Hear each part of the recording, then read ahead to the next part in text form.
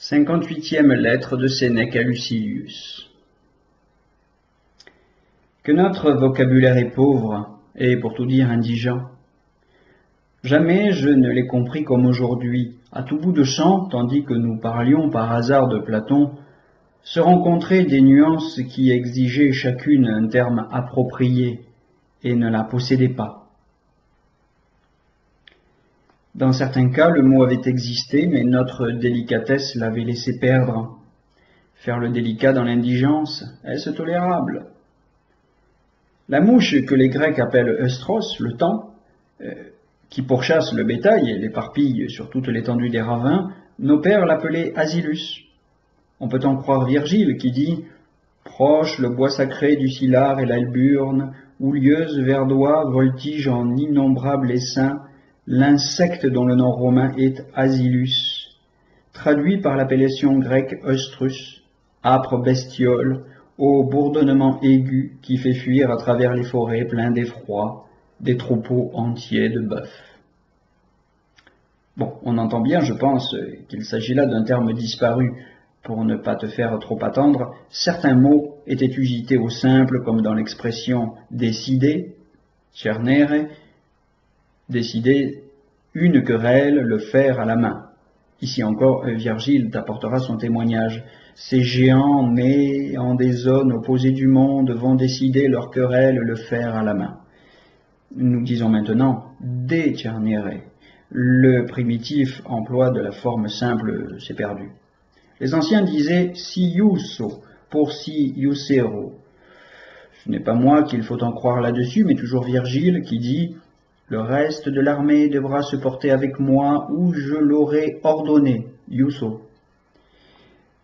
Bon, si j'apporte une telle minutie à ces citations, ce n'est pas que je cherche à montrer tout ce que j'ai perdu de temps chez les grammairiens. C'est pour te faire ainsi comprendre à combien de termes chez Zenius et chez Accius s'est mise la rouille, puisque même chez le poète que nous dépouillons journellement, il en est que l'usage nous a retirés.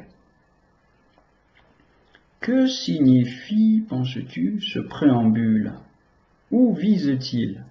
Bon, pas de mystère avec toi. Je désire autant que possible, avec le consentement de ton oreille, employer le terme essentia, essence.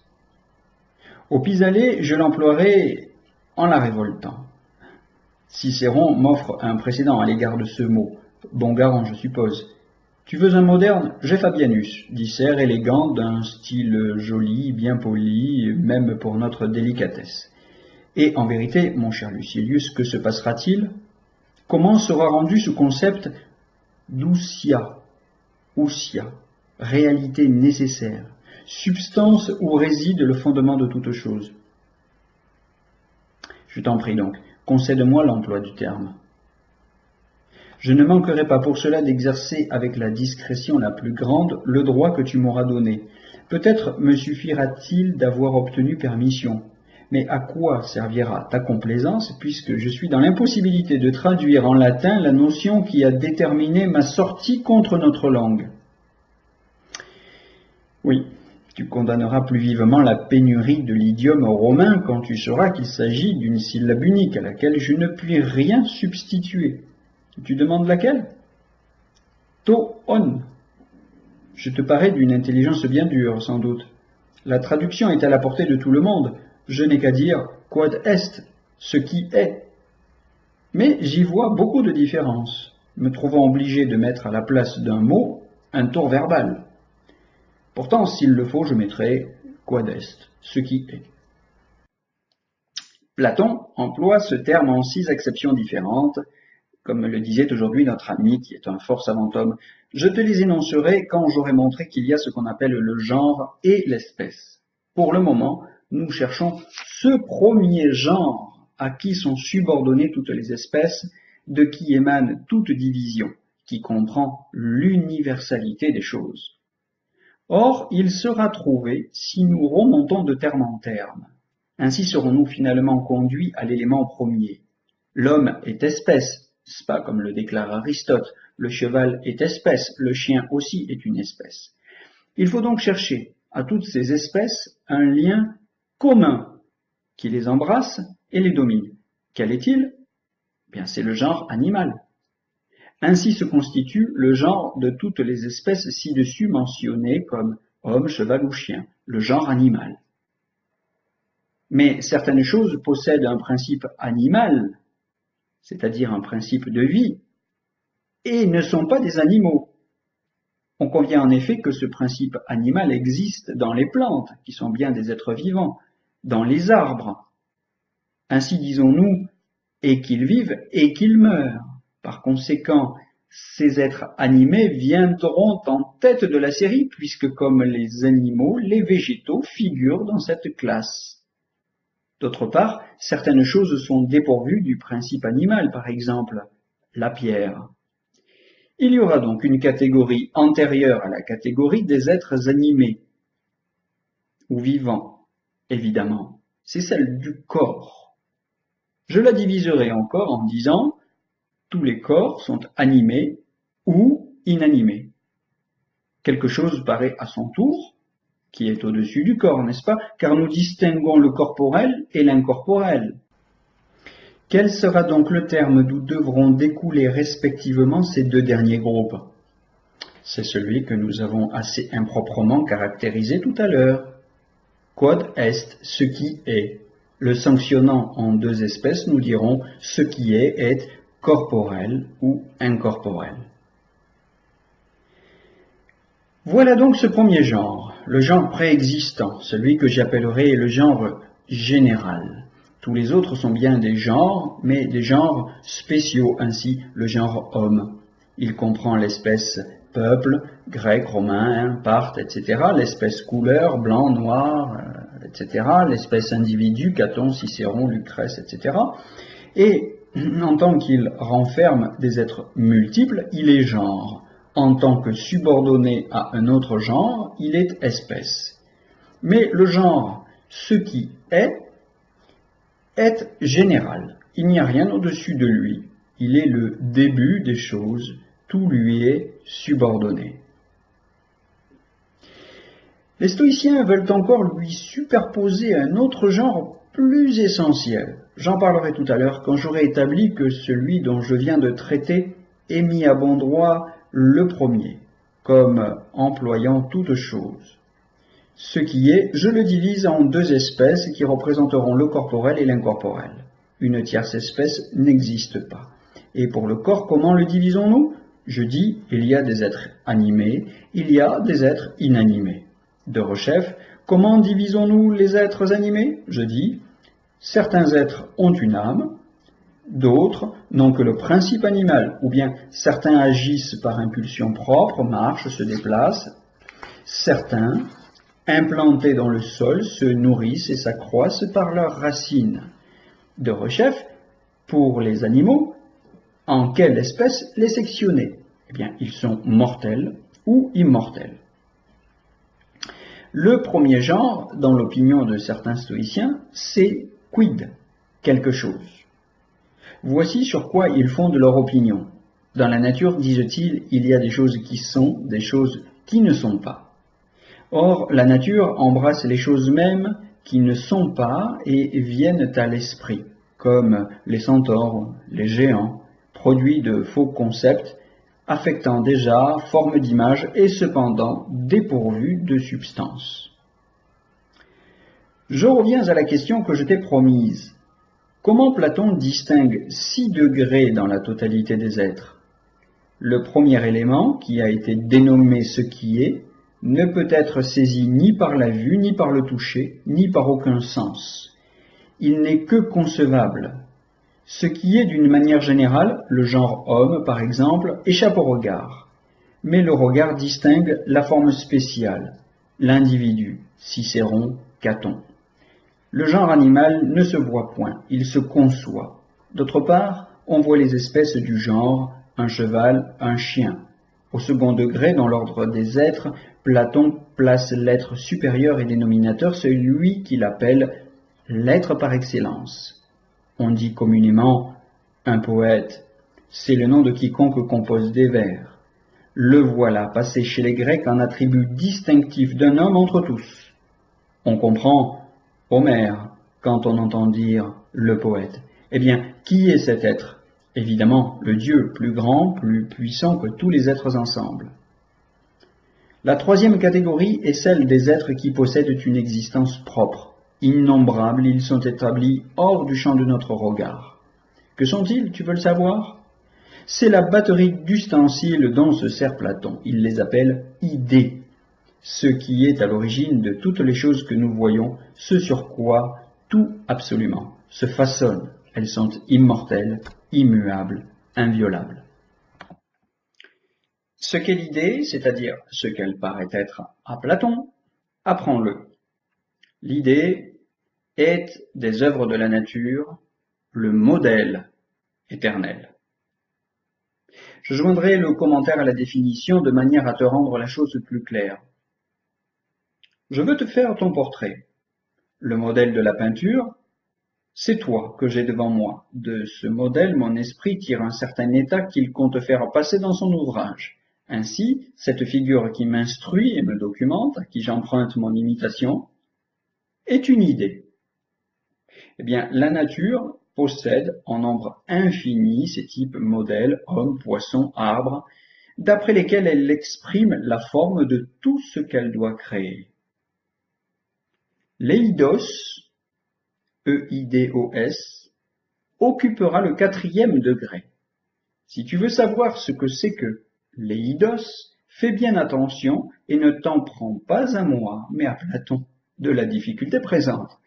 Au reste, l'exposition abstraite ne va jamais sans difficulté. J'employais plus haut la comparaison du peintre. Quand il voulait avec ses couleurs représenter Virgile, il portait les yeux sur lui. Eh bien, l'idée, c'était le visage de Virgile, modèle de l'œuvre future. Ce que l'artiste tire de ce visage, ce qu'il en a fait passer dans son ouvrage, c'est l'eidos. Tu veux savoir où est la différence? Eh bien, l'un est le modèle et l'autre est la forme prise au modèle et qui est passée ou représentée dans l'œuvre. L'artiste imite l'un et l'autre est son ouvrage. La statue présente une certaine figure, c'est l'eidos.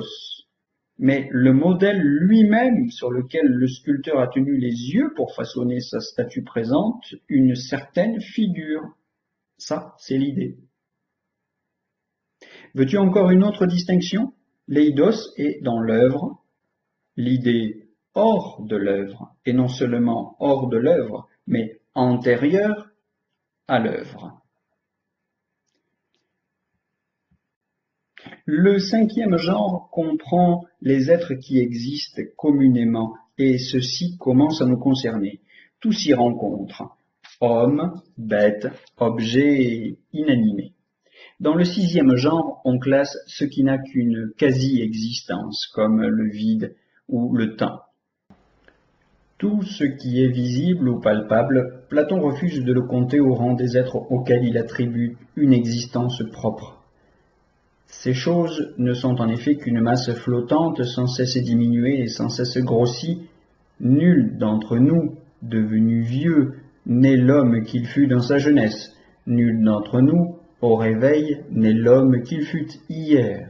Nos corps sont emportés d'un mouvement pareil à celui des fleuves. Tout ce que tu vois court au rythme du temps. Rien de ce que nous voyons ne demeure. Le temps, que je dise cela, change, et j'ai moi-même changé. C'est ce que veut dire Héraclite. 2 fois, dans le même fleuve, nous descendons et ne descendons pas. Le fleuve a conservé son nom, l'eau a passé. Le changement est plus manifeste en une rivière que dans l'homme, mais le courant qui, nous aussi, nous mène outre, n'est pas moins rapide. Voilà pourquoi j'admire cette folie qui nous attache d'un tel amour à la chose la plus fugitive, au corps, et nous fait appréhender de mourir un jour alors que chaque moment est la mort de l'état qui précède. Prends sur toi de ne pas craindre qu'une bonne fois se produise ce qui, jour après jour, se produit. J'ai parlé de l'homme, matière flasque et caduque, soumise à toutes les causes de maladie. L'univers, lui aussi, dans son éternité invincible, a ses changements et ne demeure pas le même. Quoiqu'il conserve tous ces éléments primitifs, il les conserve autrement que dans leur primitif état. Il en change l'ordre. À quoi, dis-tu, ces finesses me serviront-elles, puisque tu me le demandes? À rien. Mais de même que le ciseleur donne à ses yeux fatigués d'une application trop longue relâche et distraction, de quoi, comme on dit, les ragaillardir. Ainsi, nous devons, de temps à autre, détendre notre esprit et le recréer par quelque divertissement. Mais que le divertissement lui-même soit un travail. De cela aussi, en y regardant bien, tu tireras chose qui puisse devenir une salutaire leçon. Lucilius, c'est ce que j'aime à faire. Il n'est connaissance, même si elle n'a pas avec la philosophie le plus lointain rapport, dont je ne tâche d'extraire quelque chose pour l'approprier à nos besoins. Quoi de plus étranger à notre redressement moral que ces questions que nous avons tout à l'heure traitées? Comment les idées platoniciennes auraient-elles la vertu de me rendre meilleur? Que retirerais-je de tels raisonnements qui servent à refouler mes passions? Au moins cette idée même que tout ce qui se tient asservi au sens, tout ce qui nous enflamme et nous irrite, Platon ne veut pas qu'il soit de l'ordre des choses qui sont véritablement. Ce ne sont donc rien que des êtres imaginaires, porteurs pour un temps d'une certaine figure. Ici, rien de permanent, de solide. Et cependant, nous sommes pleins de désirs, comme si les objets en devaient être toujours, comme si nous devions les posséder toujours. Créatures débiles et sans consistance, nous sommes arrêtés parmi les illusions. Élançons notre âme vers les réalités éternelles. Admirons, planant au plus haut de l'espace les formes idéales de toutes choses. Un Dieu séjournant au milieu de ces êtres, une providence qui, si elle n'a pu donner aux créatures une immortalité à laquelle la matière s'opposait, veille à les garder de la mort, à surmonter l'imperfection corporelle par la raison. En effet, le monde demeure, non parce qu'il est éternel, mais parce qu'il est sous la sauvegarde du curateur qui le régit. Or, d'un tuteur, des êtres immortels n'auraient pas besoin. Notre monde se conserve par son ouvrier, dont l'énergie surmonte la fragilité de la matière. Méprisons un ensemble d'objets qui sont à ce point sans valeur qu'on se demande seulement s'ils sont. En même temps, réfléchissons à ceci. Si l'univers lui-même, tout aussi mortel que nous, a une providence pour le soustraire au péril, nous pouvons en quelque mesure, devenant providence à notre tour, faire bénéficier d'un sursis ce pauvre corps, à condition qu'au plaisir, qui tue la majorité des hommes, nous ayons su imposer une direction et un frein. Platon lui-même, par une exacte hygiène, s'est prolongé jusqu'à la vieillesse. Il était à vrai dire d'une constitution solide et vigoureuse. À l'ampleur de sa poitrine, il devait son nom. Mais les voyages sur mer, les périls courus, avaient beaucoup réduit ses forces. Néanmoins, la tempérance, l'usage modéré de tout ce qui éveille les appétits, une exacte tutelle de lui-même, l'ont fait arriver à la vieillesse, malgré bien des obstacles. Car tu sais, je suppose, ce qu'a valu à Platon l'exactitude de son régime. Il est mort à la date de son jour natal, sa 81e année entièrement révolue. C'est pourquoi des mages, de passage à Athènes, sacrifièrent au défunt, dans la conviction qu'il avait été favorisé d'une destinée plus qu'humaine, pour avoir pleinement réalisé le nombre parfait entre tous, le nombre 9 multiplié par 9. Je ne doute pas que tu ne te résignes volontiers à un déficit de quelques jours sur ce beau total, avec dispense du sacrifice. La sobriété peut allonger la vieillesse, que j'estime chose à ne pas convoiter, à ne pas refuser non plus. Il est doux de séjourner avec soi-même le plus longtemps possible, quand on s'est rendu digne d'être pour soi-même un objet de jouissance. Nous prononcerons donc notre arrêt sur le point de savoir s'il faut faire fi des jours derniers de la vieillesse, et ne pas attendre le terme, mais d'un geste le déclencher. C'est un état voisin de la peur que d'attendre paresseusement l'heure fatale, comme c'est aimer le vin au-delà de la mesure, que de mettre l'amphore à sec et d'avaler jusqu'à la lie. Nous nous demanderons toutefois si cette suprême portion de l'existence est de la lie, ou quelque chose de plus limpide et de plus pur que tout, à condition que l'intelligence demeure indemne, que les sens intacts aident l'âme, que le corps ne soit pas déficient et mort par avance. Toute l'affaire est là. Est-ce la vie qu'on allonge ou la mort? Oui, mais si le corps est inhabile à ses fonctions, pourquoi ne pas tirer hors l'âme de cette gêne? Et peut-être faut-il le faire un peu avant que d'y être obligé, par crainte de ne le pouvoir quand l'obligation s'imposera. Enfin, vu qu'il y a un risque plus grave à mal vivre qu'à mourir tôt, il y a des raisons à ne pas s'exonérer contre un mince sacrifice de temps, des hasards d'un grand enjeu. Rares sont ceux qu'une très longue vieillesse achemina vers la mort sans leur faire injure. Beaucoup ont croupi dans les langueurs d'une existence qui ne fait d'elle-même nul usage. Après cela, estimes-tu que l'abandon d'un peu de notre vie soit tellement plus cruel que l'abandon du droit d'y mettre fin? Ne m'écoute pas à contre-cœur, comme si l'arrêt que je te soumets t'atteignait déjà, mais pèse mes paroles. Je ne renoncerai pas à la vieillesse si elle doit me conserver tout entier à moi-même, tout entier, veux-je dire, dans le meilleur de mon être.